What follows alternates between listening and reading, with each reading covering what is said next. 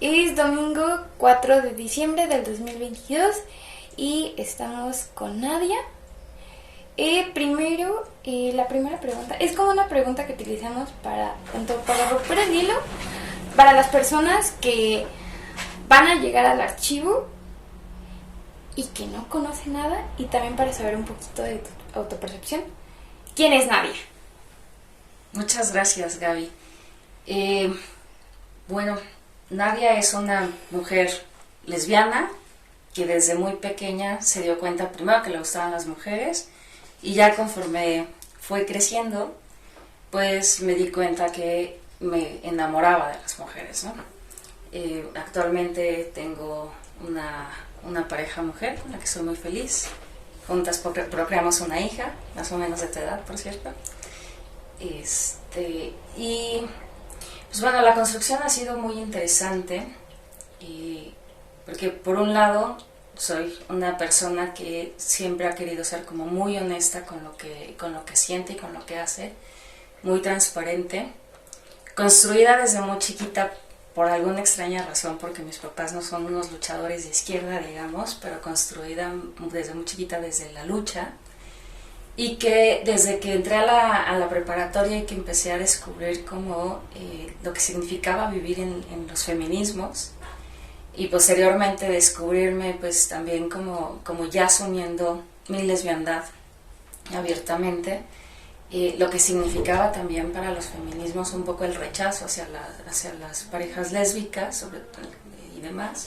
Entonces, iniciar como en dos frentes de lo que significa ser una mujer feminista lesbiana de izquierda, ¿no? Entonces, eso es lo que me ha formado. Por otro lado, también como mi formación profesional, ¿no? O sea, también desde muy chiquitita siempre dije, voy a ser abogada.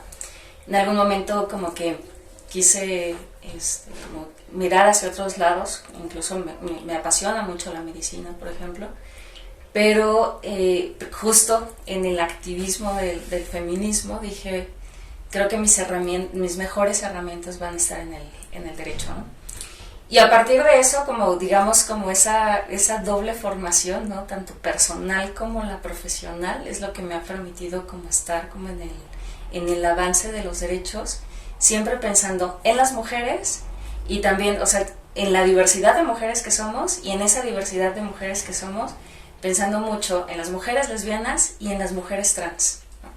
Siempre digo, a las mujeres lesbianas o a los homosexuales, como que la agenda siempre les va acompañando, incluso trans, intersex, les van acompañando, pero difícilmente los homosexuales, las lesbianas, acompañamos las luchas de las mujeres o de los hombres trans, de las personas intersex, de queer y demás, ¿no? Entonces, digamos, a pesar de que el acrónimo va junto, ¿no? Y lo que se vaya acumulando en el propio acrónimo, me parece que va como dejando de lado muchas luchas, ¿no? Y pues eso es lo que me ha como formado y conformado, y diciendo, bueno, siempre hay avance, ¿no? Cuando se gestaba primero sociedades de convivencia, que era como el parteaguas para después matrimonio igualitario, yo decía siempre que matrimonio igualitario no resolvía nada en términos de los derechos de las mujeres lesbianas, de los hombres homosexuales, de las mujeres trans, de los hombres trans, y que había que construir muchísimo más, ¿no? Porque parece que a todo el mundo se le agota la agenda con matrimonio igualitario y el reconocimiento de la identidad sexogenérica. Que si te fijas ahora, ya matrimonio igualitario está como reconocido en todo el país, ¿no? En las 32 entidades federativas.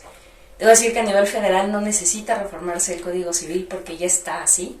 Matrimonio entre dos personas no era necesario, como sucedió en su momento en Quintana Roo. Pero no ha avanzado, por ejemplo, el tema del reconocimiento de identidad sexogenérica. Son como 6 entidades federativas nada más que lo tienen, ¿no? Y si eso lo volteas al panorama mundial y toda la ola, que de repente tienes gobiernos de izquierda pero son súper conservadores, o gobiernos súper conservadores pero que tienen apertura, es como la coyuntura muy, muy interesante.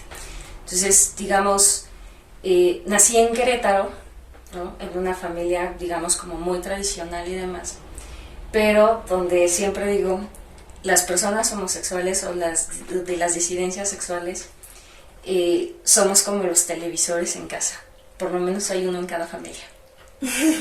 Y entonces cuando yo volteaba a mirar a mi familia y veía que la hermana de mi papá tenía una relación con una mujer, yo siempre preguntaba, ¿y será lesbiana? Y me decían, no, ella es mujer, ¿no? Como si ser lesbiana te dejara viajando, te adulara y te tuvieras que convertir en macho, ¿no?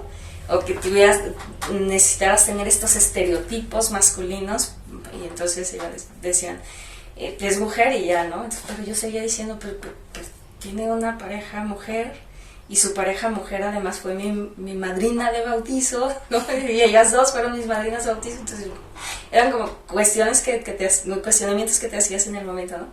Y después volteaba a ver a la familia de mi mamá y me encontraba también como primos de ella que tenían parejas hombres y decían, son homosexuales, ¿no? Entonces fue cuando empecé a conformar y entender que pues así somos las familias y en esa diversidad crecemos, que es el amor y el cariño lo que te mueve en las mismas familias.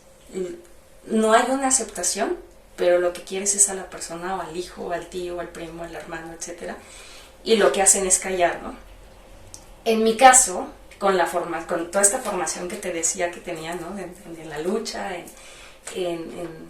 lo que fue la profesión que estudié, pues también en la Autónoma de Querétaro, con una formación que sigue así, por lo visto, ¿no? Lo vi en el paro justamente,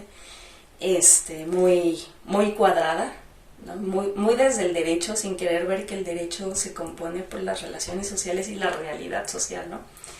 Eso fue lo que me hizo también como cambiar y decir, yo no voy a ser como los homosexuales y las lesbianas de mi familia, o sea, yo sí quiero transformarlo y yo sí quiero hacerlo visible y vivirlo como muy abierto, sin tenerme que esconder, como dicen, sin tenerme que esconder en el closet. Y pues eso me ha permitido como tener toda esta apertura, ¿no? Apertura que no muchas personas tienen, no en una entidad tan conservadora como esta, que ya después de varios intentos de lucha, y casi siempre digo, hay elementos de nuestra propia lucha que hicieron que en Querétaro, hoy por hoy, las personas disidentes sexuales se puedan tomar de la mano en la calle sin ser mal vistas, se puedan dar un beso sin que sean detenidas por una falta a la moral, ¿no? Incluso que ya se puedan casar, ¿no? Y que puedan tener como sus grandes bodas en lugares pues muy visibles y que se puedan organizar y demás, o no, ¿no? O sea, pero digamos, eso tiene, yo siempre digo, siempre tiene un parteaguas a partir de una lucha particular que un grupo de personas insistimos, y que seguramente en las entrevistas que también has hecho te ha salido a la luz, ¿no? O sea, que costó una vida.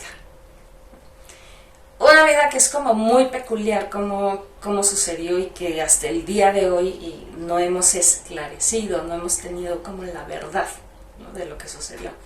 Podemos imaginárnosla, pero no la tenemos, ¿no? Pero sí creo que esa lucha fue lo que puso el piso para que las siguientes generaciones tuvieran lo que hay, al menos en esta entidad federativa, y eso pues es cuestión de un gran orgullo, ¿no? Podrá doler el asesinato, pero también digo, siempre en la construcción de los derechos, en el reconocimiento de los derechos, siempre hay sangre.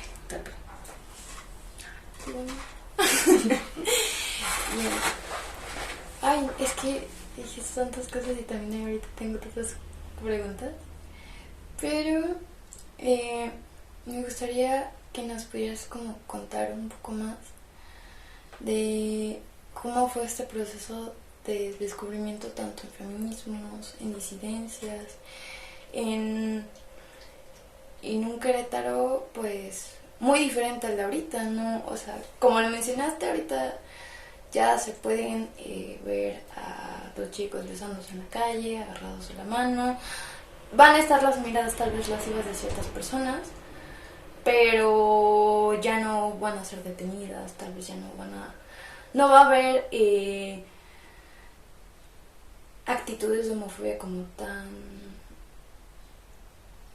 fuertes, por así decirlo, pero se mantienen, ¿no? Pero en un Querétaro de antes, pues aparte de fuertes, no existían, ¿no? Claro.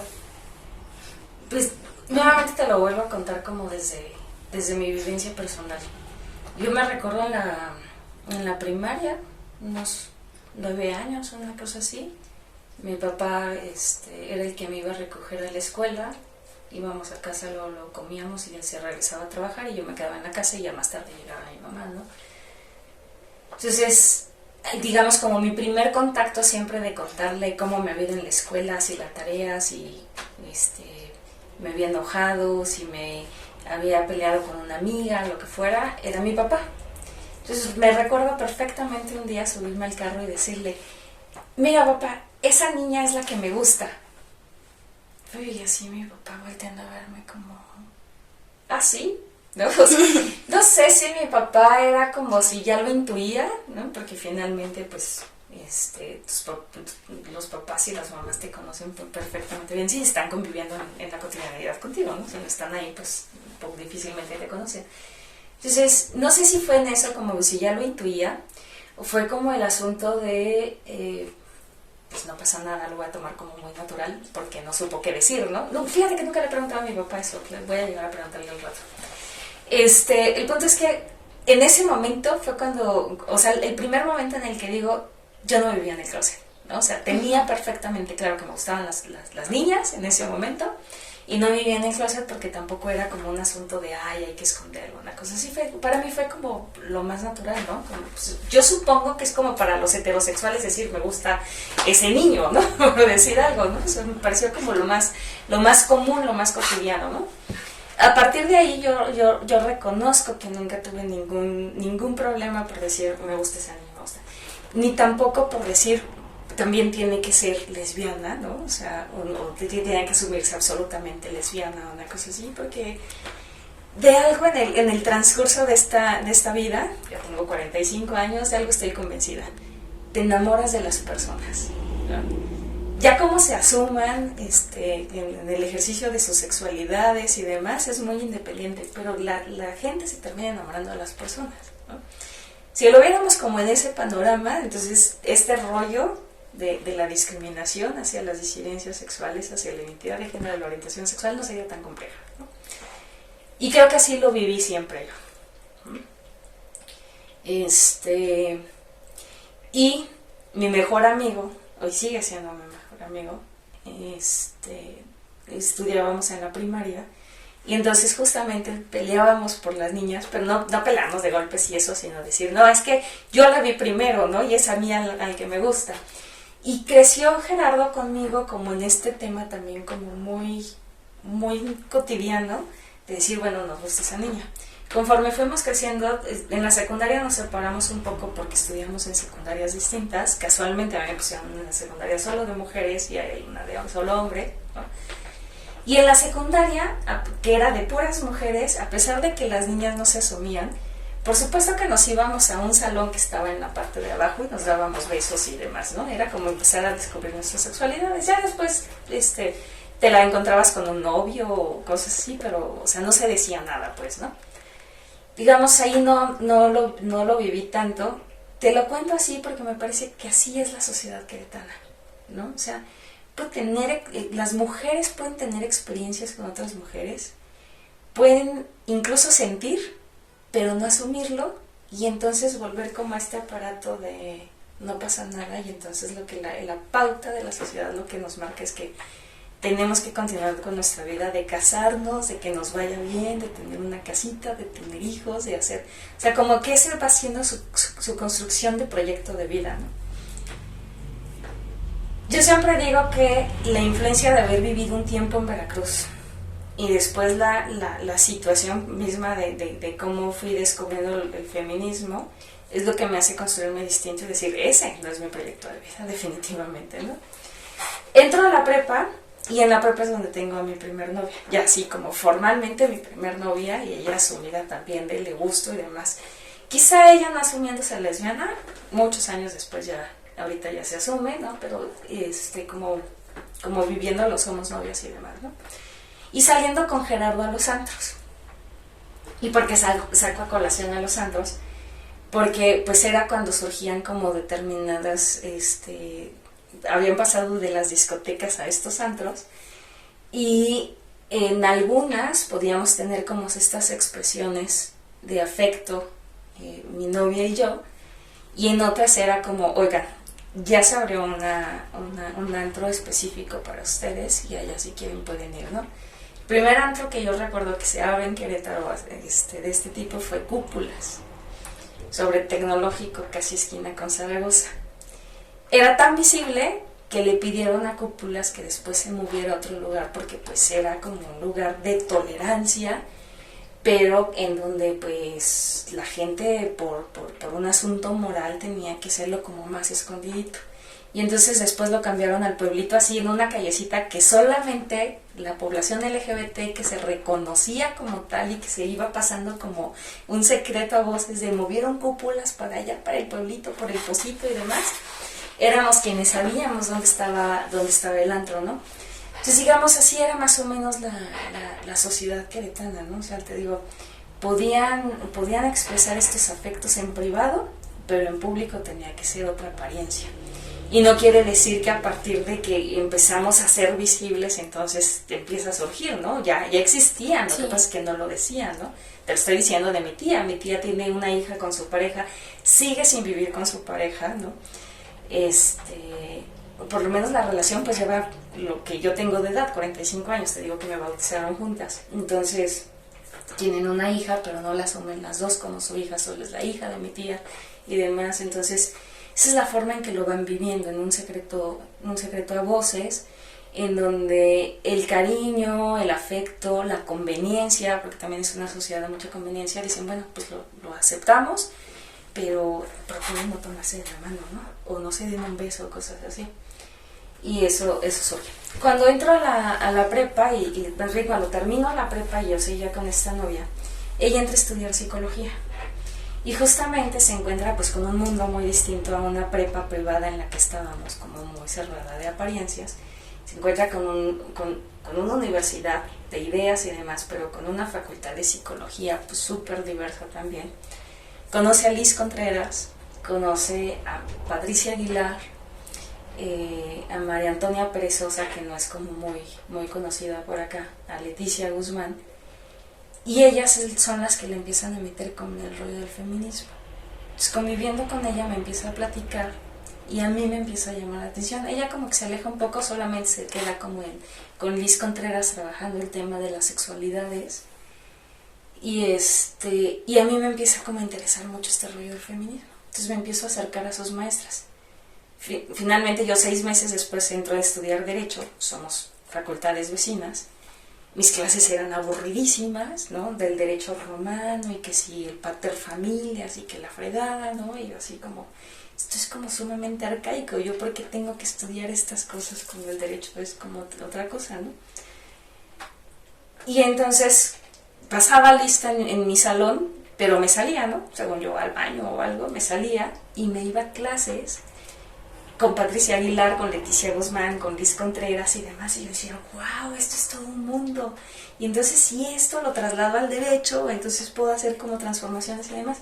Y es particularmente tanto Patricia Aguilar como Tony las que me meten al rollo del feminismo y me cuentan que hay una organización que se acaba de formar, de organizaciones de mujeres en todo el país, rumbo a una cosa que ellas llamaban rumbo a Beijing, ¿no? Entonces todo el rollo era Beijing y Beijing y Beijing, y yo decía, ¿pero qué es eso, no?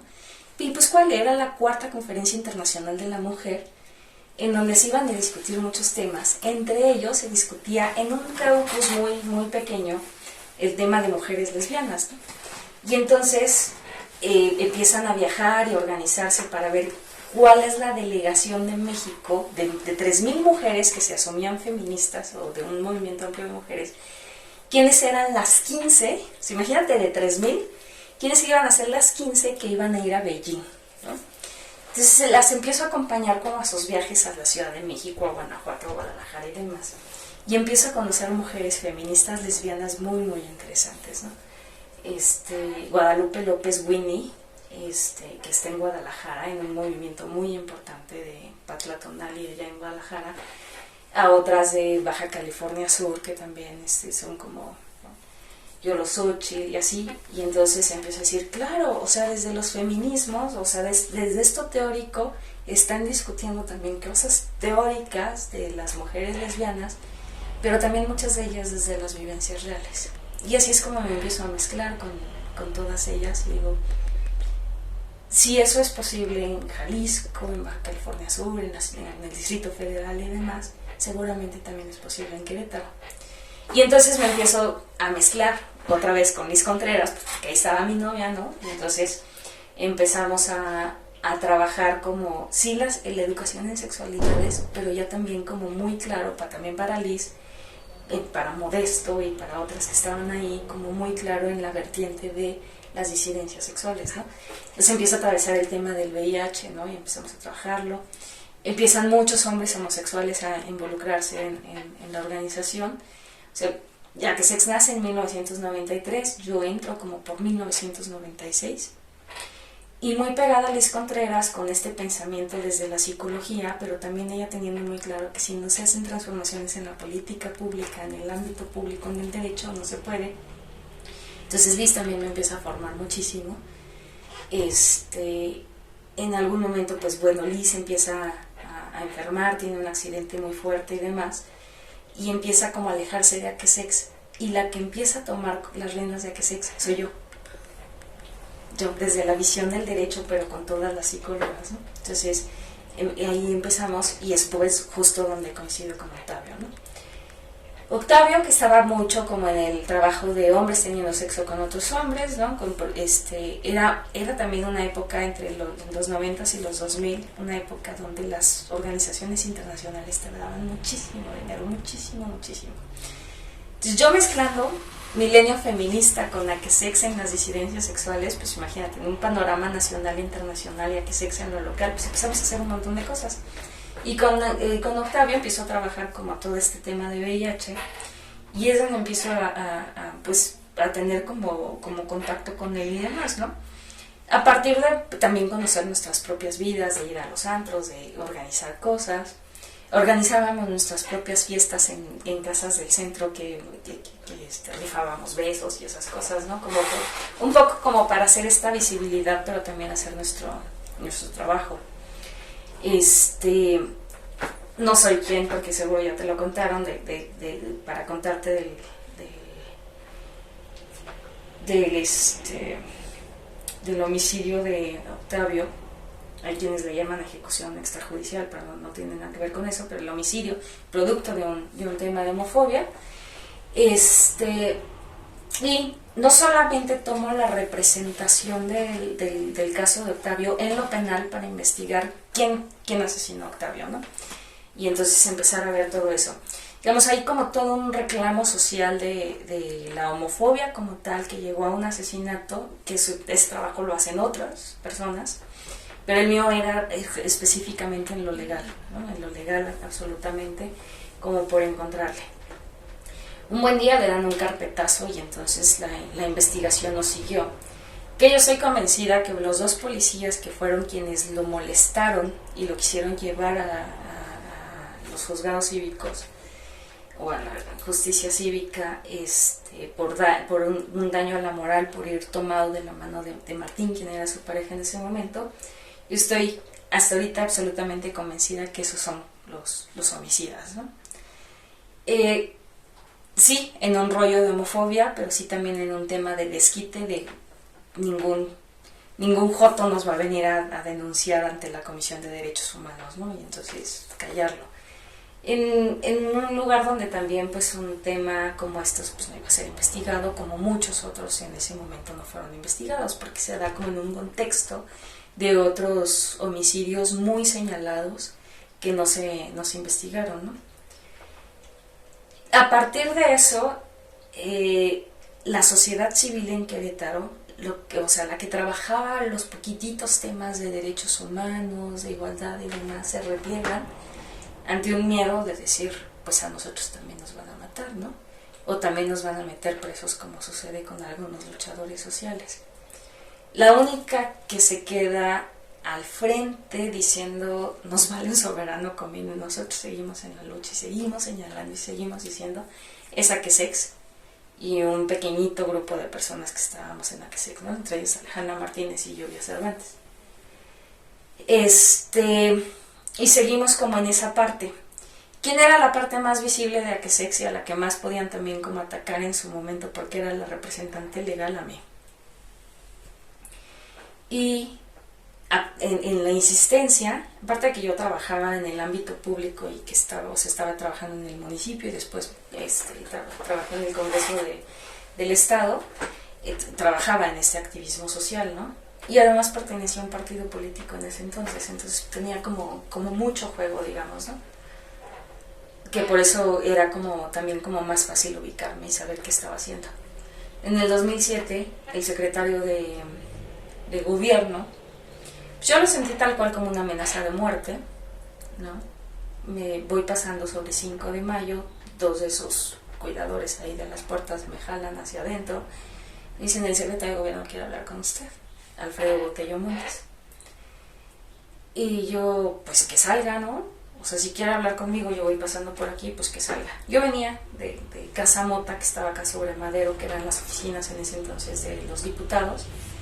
Iba caminando hacia el Congreso, que estaba sobre 5 de mayo y Pasteur. Y pues que salga. Y diciendo: no, que entre, ¿no? Y me jalan y me meten. El día anterior yo había ido a México a algo, ¿no? Y entonces me meten a su oficina y me dice: oiga, pues ¿cómo le ha ido? Sé que ayer fue a México. Y yo, pues qué enterado está, porque ni mis papás saben que yo ayer fui a México, ¿no? No, bueno, pues yo le quiero enseñar algo, ¿no? Entonces abre una gaveta bastante grande que estaba llena de carpetas, y entonces saca una carpeta que tenía mi nombre.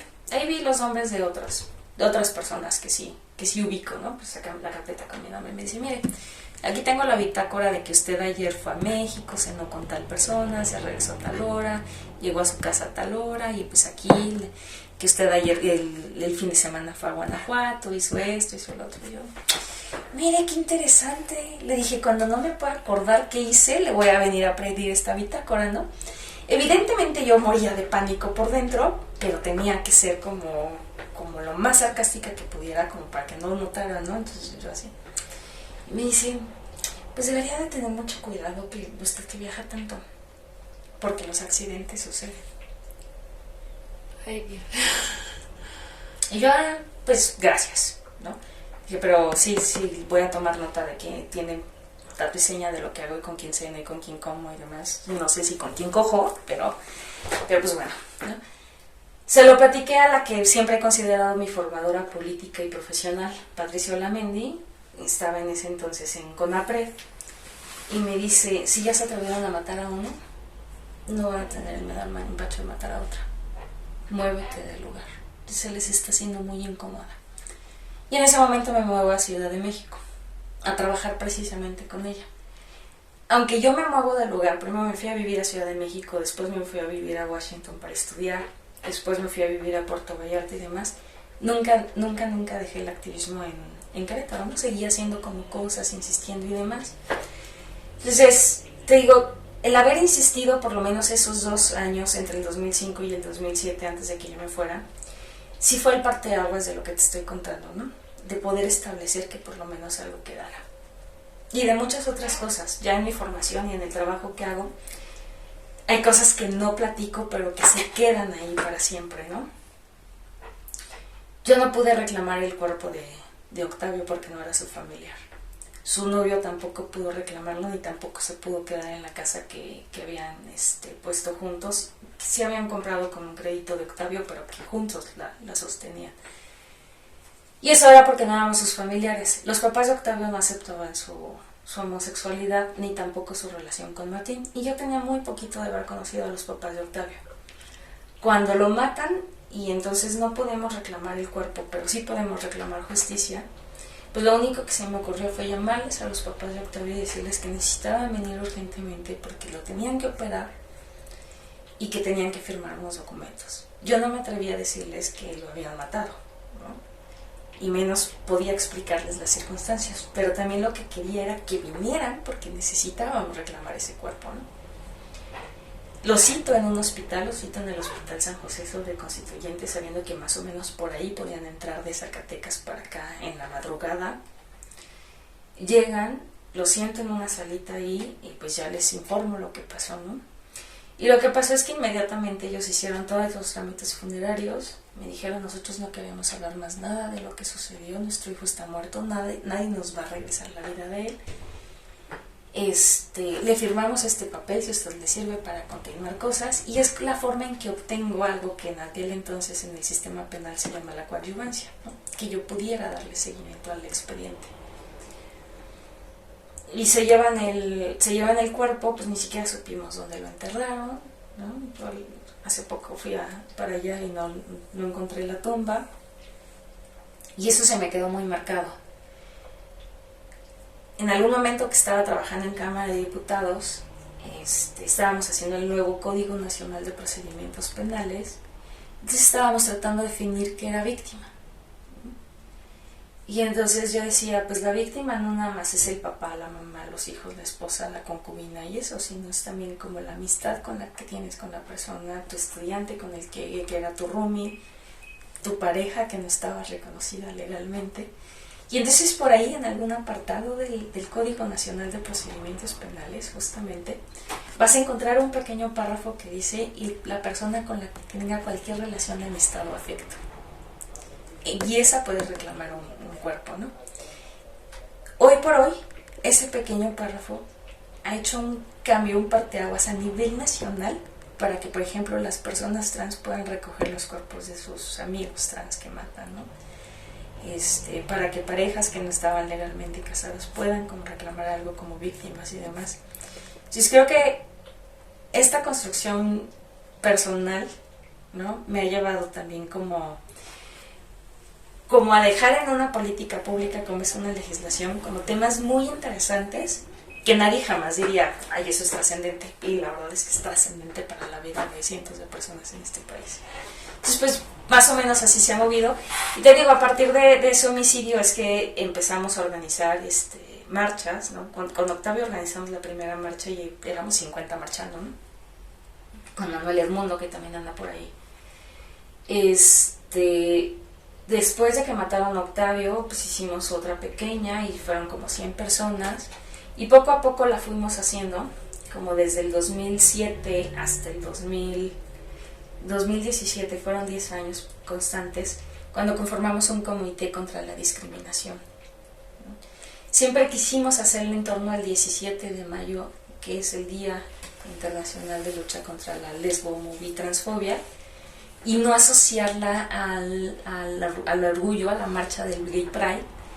Nos parecía sumamente importante aquí establecer que lo que estábamos luchando era contra la discriminación, que no podíamos sentir ningún orgullo gay, ¿no? No podíamos ir al orgullo del Pride si antes no generábamos las condiciones de ser visibles sin que se nos señalara, ¿no? Entonces por eso lo hicimos durante 10 años.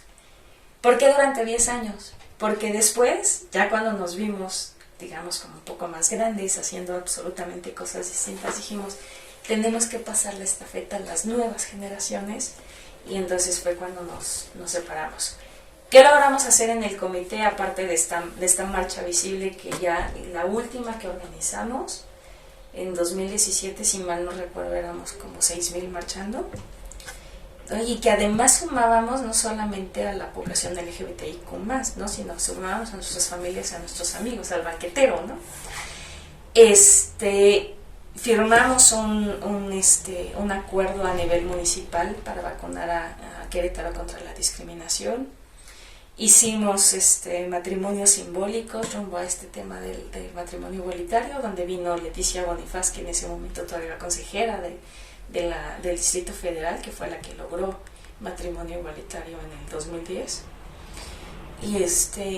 Y pues además una serie de eventos culturales en torno al 17 de mayo que pudieran visibilizar la situación, y que la población que al menos pasaba por la Plaza Constitución, que siempre quise, y algún día lo he de lograr, siempre quise apellidar Plaza de la Constitución de las diversidades y de la inclusión.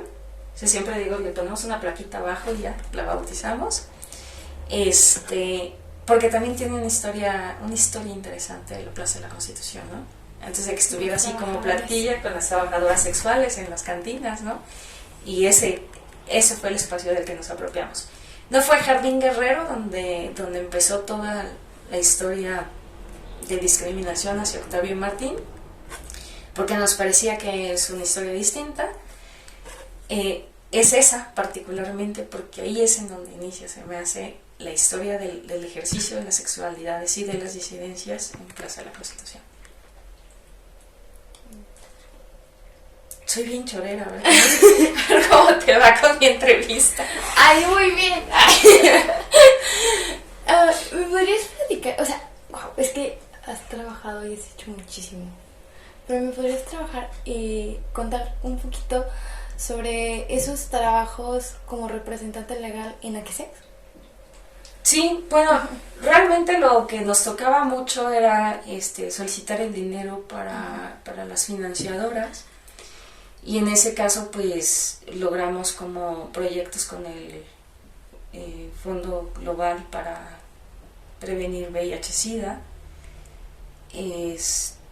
mucho de hacer cartillas sobre los derechos sexuales y reproductivos, pero también fue mucho el trabajo sobre los feminismos y el derecho a decidir de las mujeres, ¿no? Que digo, ahí también se vincula, estuvimos muy metidas en el 2009 con ese movimiento.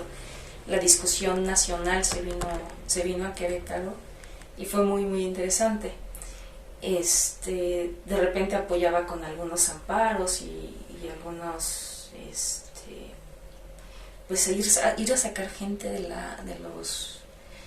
Torito, de lo que se ahora el Torito, que finalmente son juzgados cívicos, por detenciones de ataques a la moral particularmente, ¿no? Era muy frecuente que nos hablaran, sobre todo las trabajadoras sexuales y los trabajadores sexuales, que las trabajadoras mujeres estaban sobre Papanoa, ¿no? La carretera México-Querétaro, ahí estaban regularmente. Ahí conocí a Mónica Mendoza, que es como una activista de las trabajadoras sexuales muy, muy aguerrida, muy vinculada al PRI, por cierto. Pero sobre Avenida Universidad, que fue donde se instalaron los primeros sex shop, ¿no? Como medias clandestinas. Por eso el local siempre Octavio quiso hacer que la condonería de colores fuera como una sex shop, pero de educación en sexualidades, porque finalmente tenía la formación en la Facultad de Filosofía y evidentemente en su trabajo en AQSEX. Pero digamos estas sex shop que se instalaban ahí, que había como unos moteles ahí también como medios feos y demás, pues era el de las mujeres trans. Y te digo, tanto de Papanoa como de Avenida Universidad permanentemente me hablaban en las madrugadas, pues ya nos detuviera, ¿no? Entonces pues era salir en la madrugada, decir, oiga, pues suéltela, no tiene ningún elemento, demás, o finalmente terminar pagando la multa como para que las dejaran salir y no se quedaran ahí adentro, ¿no? Mucho de mi trabajo, como te digo, como yo trabajaba además por mi cuenta para sostenerme, pero tenía el trabajo acá, pues también como muchas de las cosas que yo le metía que se exceda, yo las pagaba como para que se sostuviera la organización, ¿no? Y no tuviera como que no desapareciera. Siempre ha sido como nuestra preocupación que no desaparezca AQSEX, ¿no? Y cuando Liz se va, por ejemplo, ella se quedó como socia honoraria. Yo nunca la dejé que se saliera de manera automática, porque muchos otros sí se salieron, pero ella es el parteaguas de un montón de trabajo que se hizo, ¿no? Junto con Modesto, aunque Modesto estaba un poco más apartado. Entonces le dije, quédate como socio honoraria y nos quedamos, ¿no? Entonces, básicamente ese era mi trabajo como abogada en AQSEX, ¿no? Hoy por hoy, aunque ya no estoy tan de manera permanente, digamos, en el papel, sigo siendo la secretaria de AQSEX, ¿no? Soy servidora pública y entonces no podía hacer más que ese trabajo honorario que siempre he hecho AQSEX. La presidenta es Alejandra Martínez. Y sigue siendo la socia honoraria, pero hoy por ahí temas muy particulares que tienen que ver con asuntos legales me los siguen consultando, ¿no? Y siempre digo, si no ha sido por AQSEX, yo no sería la luchadora de defensa de los derechos que soy hoy, ¿no? Claro que después de haberme ido a México, trabajar con Patricia Olamendi, que es una feminista, una abogada feminista pues reconocida y demás, muy curioso, con ella construí el tipo penal de feminicidio. Primero en Guerrero en el 2010 y después a nivel federal en 2012, que es de donde surge todo el tipo penal de feminicidio. Muchas veces yo le dije que teníamos que incluir a las mujeres trans, ¿no? Tenía como ella cierta resistencia a hacerlo, y me decía que se queden los crímenes de odio, ¿no? Hoy ideológicamente te podría decir, a pesar de que me formó y demás y que tengo como esta claridad de cómo hacer leyes, ¿no? Yo siempre digo cómo hacer poesía legislativa que va a servir para otros. Pareciera romanticismo, pero no. Ella, por ejemplo, es TERF, ¿no? Y entonces pues le digo, mi corazón está contigo y demás, pero los planos de igualdad que yo aprendí a hacer contigo pues ya no se acercan a esto, y entonces yo trabajo de otro lado. Y seguimos insistiendo si hacemos un tipo penal específico de transfeminicidio, por ejemplo, o metemos como esta parte, ¿no? Lo que sí logramos en su momento fue como establecer como estos crímenes de odio, ¿no? Como el de Octavio. La defensa de Octavio fue un tema que agarré, te digo, no solamente a nivel personal, sino también de ver cómo hacíamos esto. Tengo todo el expediente penal, y que en este momento, cuando me fui a estudiar a Washington, todavía en este momento tenemos una petición presentada en la Comisión Interamericana de Derechos Humanos por violación a derechos humanos a una persona homosexual y la pérdida de la vida, ¿no? Todavía no nos dicen si la admiten o no la admiten, pasa mucho tiempo, hay otros intereses en la comisión, pero ahí tenemos como la velita encendida siempre, ¿no? Ese ha sido parte de mi trabajo y mucho de la defensa en derechos humanos, ¿no? También mucho del trabajo que hice en ACCESS fue capacitar y demás, ¿no? O sea, capacitar servidores públicos, capacitar a la población. Nos íbamos mucho con jóvenes en las prepas, en las universidades, a hacer este trabajo de tallereo, sobre todo para que el ejercicio de sus sexualidades no solamente fuera libre, sino también fuera seguro, ¿no? Como decirles, salir del closet no implica señalamiento, significa vivir el ejercicio de estas libertades. El derecho a amar también es un derecho. ¿Me podrías platicar un poquito sobre cómo ha sido, bueno, ya lo has mencionado en muchos momentos, pero cómo ha sido la construcción del panorama desde ese momento, desde Octavio hasta ahorita, en materia de derechos y su reflejo en la vida social, en la realidad concreta, por así decirlo? Creo que fuimos como en todos los lugares, como desde lo oscurito, lo matizado, hasta lo más abierto. No, y te lo digo como en todos los lugares porque nuestros vínculos a nivel nacional con otros movimientos y pertenecer incluso a algunas otras organizaciones nos permitió conocer a otras personas, ¿no? En el Inter también conocí a quien era diputada en ese momento en la Asamblea Legislativa y después fue diputada federal, discutiendo sociedades de convivencia.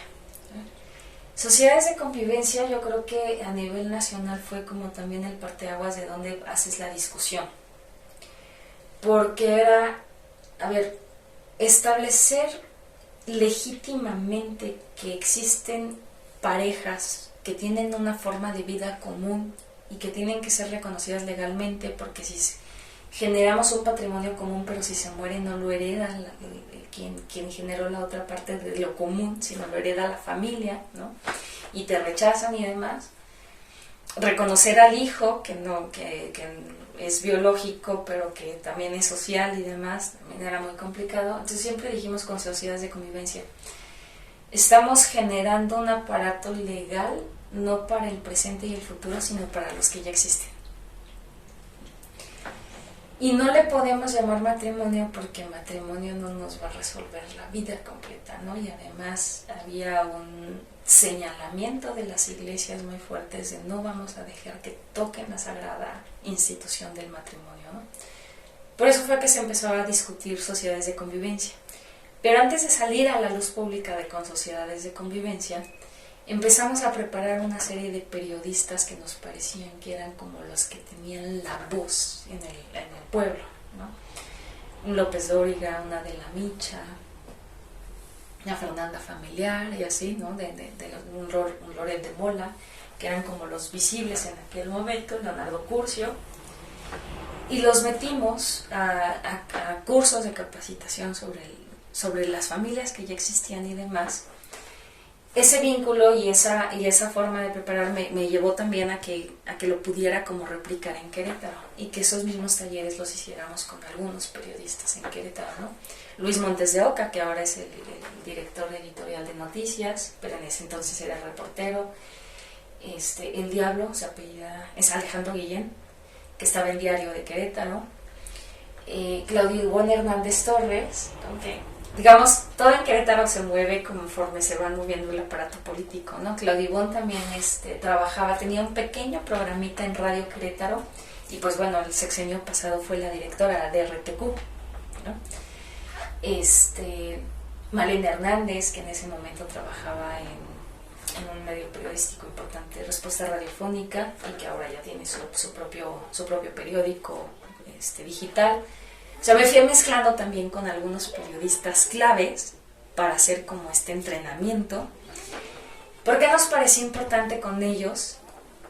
Porque en aquel entonces todavía se recibía los periódicos en tu casa, agarrabas y escuchabas la radio, pues muchos de Radio Universidad, por supuesto, ¿no? Liz González. Liz González era la del noticiario del matutino de Radio Universidad.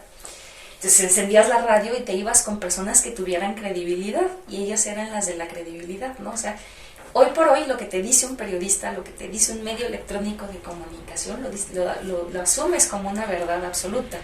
Entonces decíamos, si nosotros le transmitimos eso y les decimos, los homosexuales, las lesbianas, les trans, les queer, no son bichos raros, sino son personas que merecen ejercer sus derechos y demás, eso era lo que les queríamos transmitir. Y los hicimos propios. Y empezaron también con ese discurso.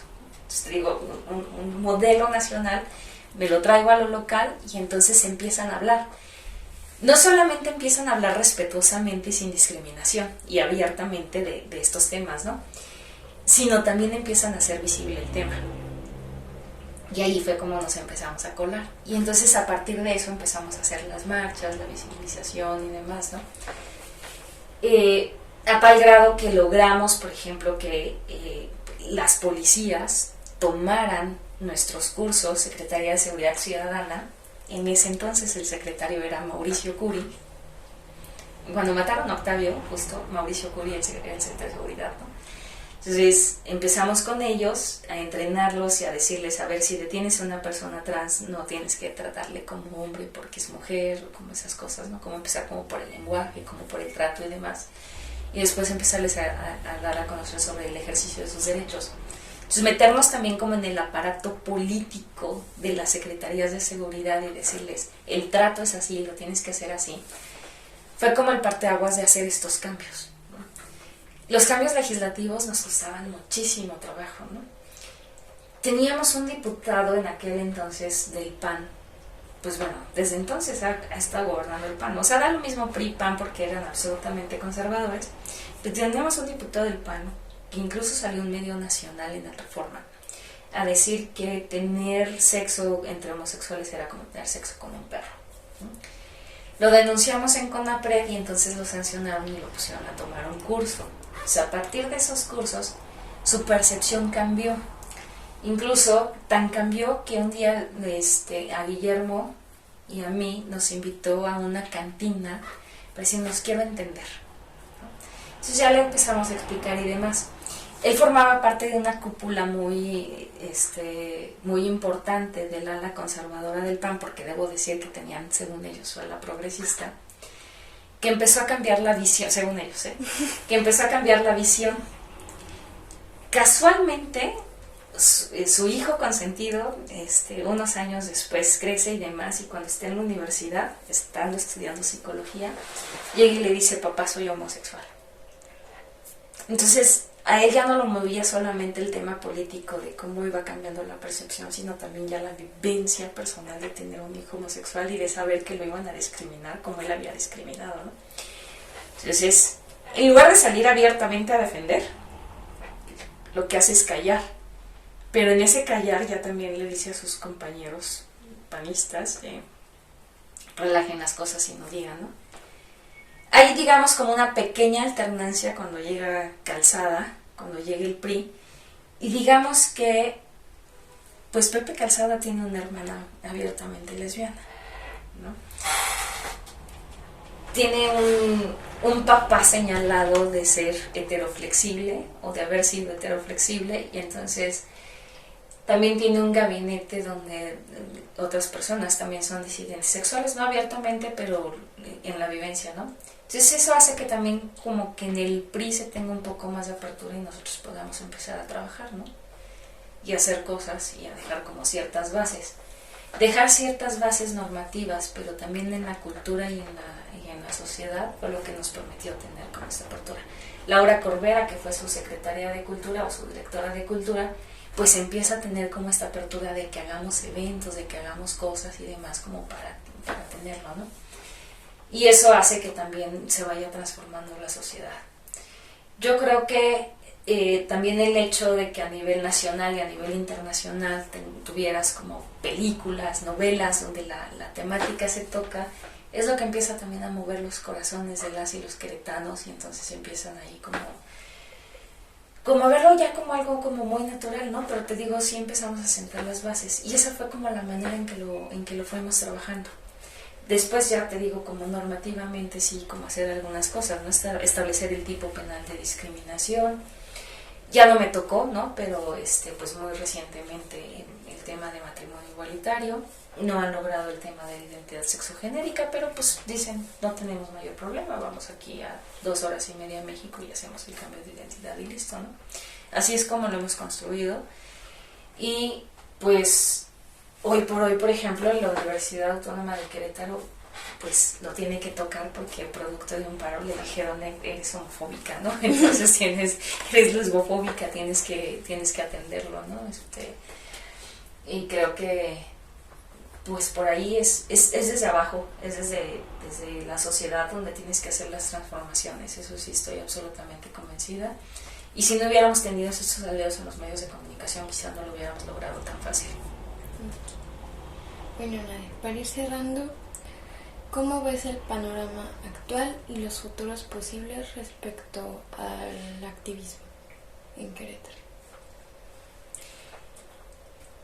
A mí me parece que seguimos en lo arcaico y que tenemos que voltear a ver a las nuevas generaciones, ¿no?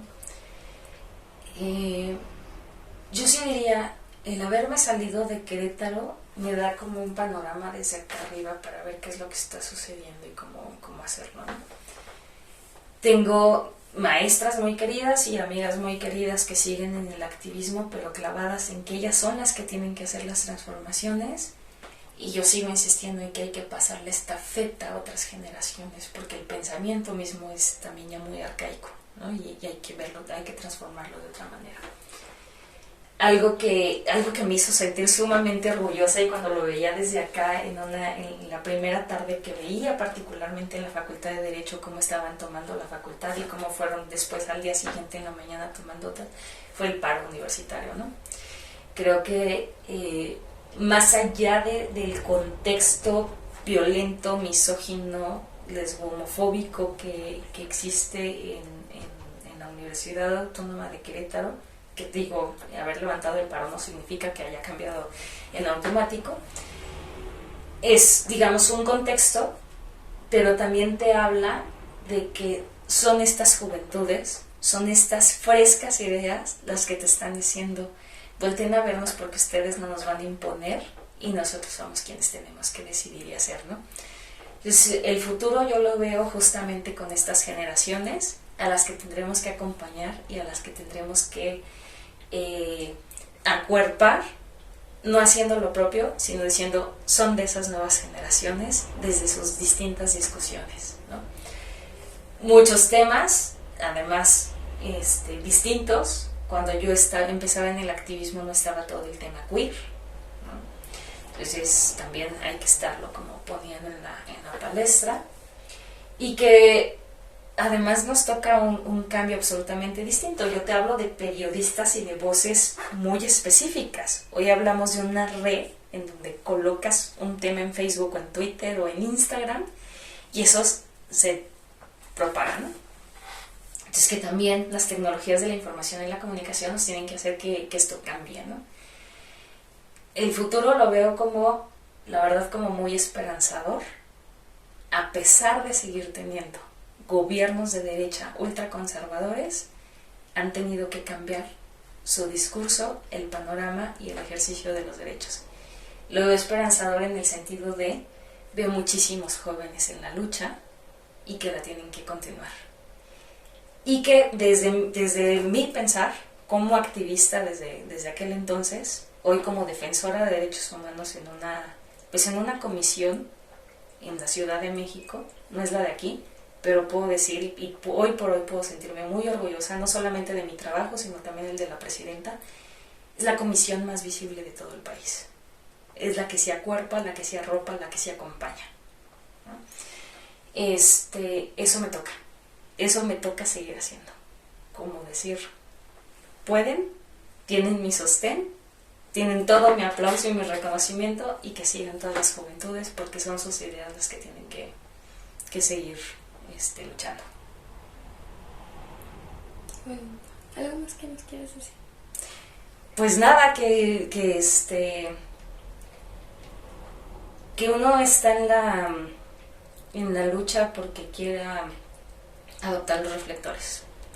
Uno está en la lucha porque siente que su propia vivencia personal también puede ser la de otros, y que algo que siempre he agradecido es que otras y otros me permitan ser la voz de lo que callan porque tienen miedo, porque no saben cómo, y que a mí me gusta hacerlo, y esa es mi convicción.